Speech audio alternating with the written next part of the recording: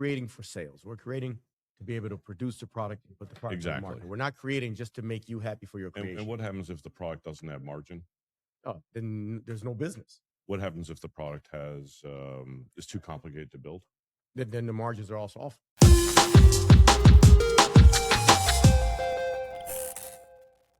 So look at the ODM term is something that is, loosely used. I love the fact that AI and ChatGPT and all these companies are really defining things better, which makes it easier for you and me. Yes. Right.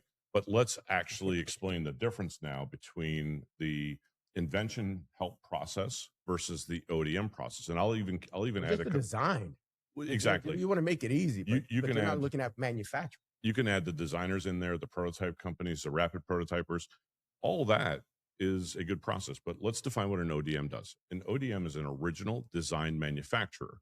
And that's what we are. Yes. We manufacture original products. In fact, I will go as far as to say we only manufacture unique value proposition products for the market. Exactly. All right. We're not competing with Amazon, the 30 microwaves on Amazon. Right. Yeah. We're going to make something that has a unique value proposition that someone goes, wow, would probably spend a little bit more money for, and go, okay, that's something that I have missing in my life. It looks better.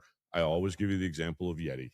Oh, right. Like that's Coolers been around forever. Drink cups been around forever. Right. Would your dad ever spend $300 on a cooler? No way. So exactly. Right. So generationally, somewhere along the way, a better cooler is what happened. And that is, I give them all the credit for that. But let's go into we're going to make the something focus. that has a unique An ODM focuses on getting a new product out to market. So let's talk about this. Get it on the market. In the other process that everyone's probably exploring or in the same, kind of conversation is if a design is getting done, does that designer ever think about how it's manufactured? No, it's not his job. Okay.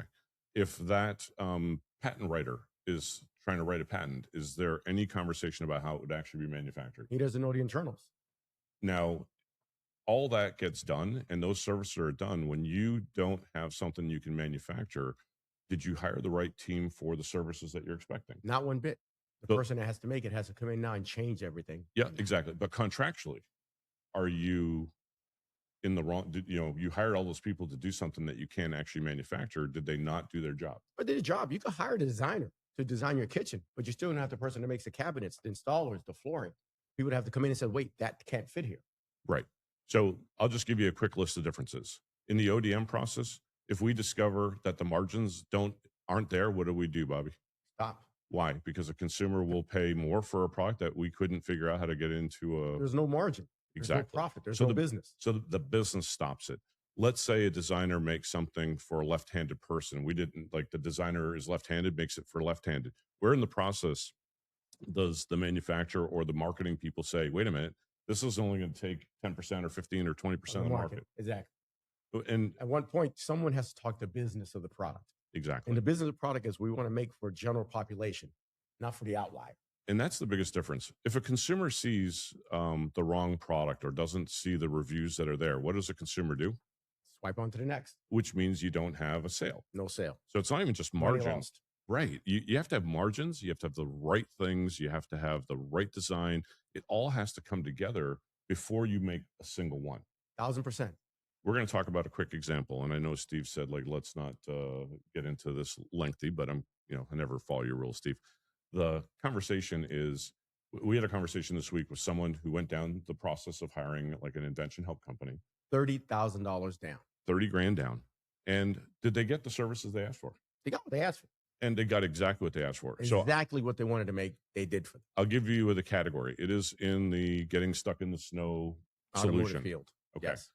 The inventor said, I want to attach something to every vehicle and put it into the system.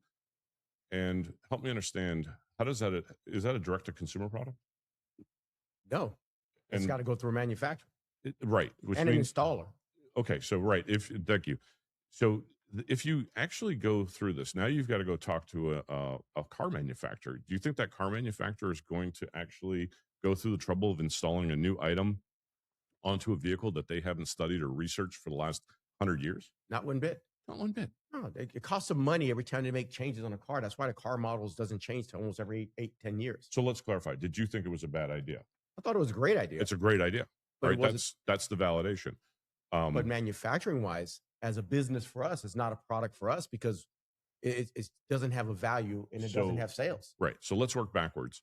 You have the manufacturer that you can't go to. Now you got to go to the direct to consumer market, or maybe an installer, mechanics, or wherever this would be. Right. So, what would stop a consumer from buying this on Amazon? Like they could buy it, but then what would be the next step if they had to install it on their car? They got to find someone reliable to install it that knows how to install. And there's a lot of risks there, right? Like what happens if I avoid a manufacturing warranty? That's what if exactly the cause. do I have to connect to electrical systems like that a car? How many different makes and models are out there? I'm in the car business, and it is it's thousands. Exactly. Right. So the variabilities of there are huge. But did anybody stop that person from? Did anybody have that conversation with those people in 10 years of doing this, other than you and I? No. And I saw the look on their faces, and I was so sad. It was so sad. So let's clarify. In ODM, we are designed and built to go and make products for consumers. And that is it. We want to manufacture things that consumers buy. Everybody else that's in the space, yes, I have designers because they're part of the process. I have engineers. I have everything that is needed either in-house or within my team of manufacturers, because the result here isn't anything other than to get the product to market. The most important thing about the product is it has to have a business behind it. It has to be something that can sell, something that can be manufactured for margins, and can sell. If not, there is no product.